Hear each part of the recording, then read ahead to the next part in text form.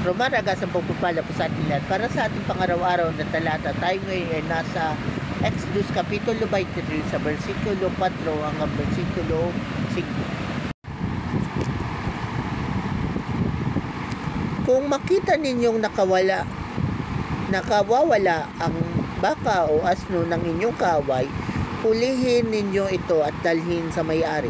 Kapag nakita ninyong nakabuwal ang asno ng inyong kaaway dahil sa bigat ng dala, tulungan ninyo ang may-ari na ibangon ang hayop. So, ang passage ito ay tungkol dun sa biblical principle ng pag-rescue.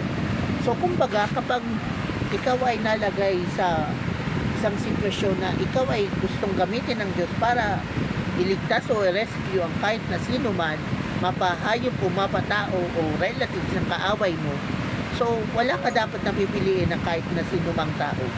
Kaaway mo man yan, kaibigan mo, o ano pa man, maging hayop man o tao, so kailangan mong gawin ang iyong tungkulin. Maging labag man yun sa iyong kalooban, kasi nga kaaway mo, di ba? Pero asahan mo na gagantipalaan ka ng Diyos.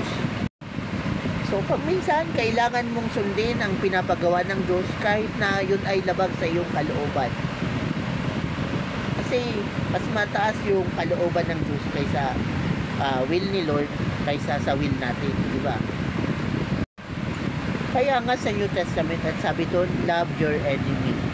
At syempre, maybe, will na rin yun ni Lord na magkaayos kayo ng kaaway mo, kung sino man sila. Kasi sa buhay natin, hindi naman yan may iwasan na may maiingit sa'yo, may magigalit sa'yo. Kahit na wala ka namang ginagawa sa kanila. Kaya nagkakaroon ka ng kalaban. So, at pag minsan, bilang tao, maiinis ka rin sa pinagagawa nila. Pero, dumating man ang panahon na yaon, at gusto ni Lord na i-rescue mo sila, o iligtas, kasi nga, nalalagay sila sa alanganin.